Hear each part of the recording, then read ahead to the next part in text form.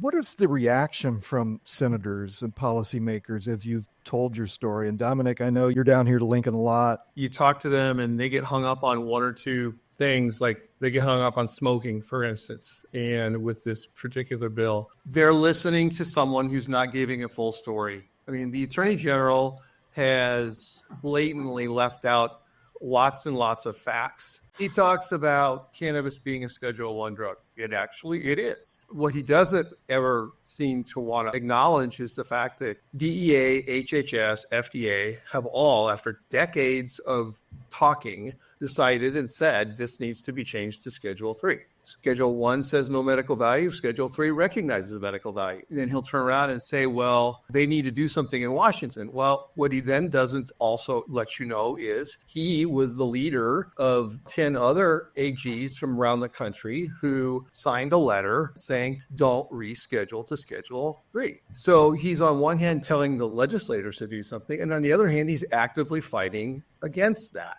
Ben, jump in here. I can only imagine having traveled, obviously, and served our country overseas and then come home with horrific injuries, to be able to petition our government and expect that democracy is going to work, the frustration that you've seen. I've gone down to the Capitol and pulled off a few senators from the floor to talk to them and discuss this, and I won't label names. Feel free if you want. Yeah, I know. I should, because it's the majority. For the senators that do fight for this, obviously our heart goes out for them. But why are we going to have a discussion about you bluntly lying to me?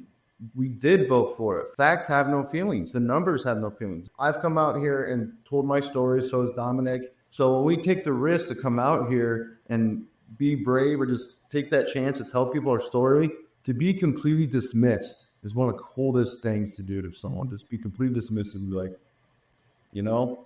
And that's what they're doing. And they're like, oh, the people didn't vote for this. And if only the people did vote, we did vote for this. And then they're hiding facts. What they're doing is what I like to call fabricated truths, which are just called lies. But the fabricated truths, I mean, you put a few little facts in there wrapped around 90% of lies,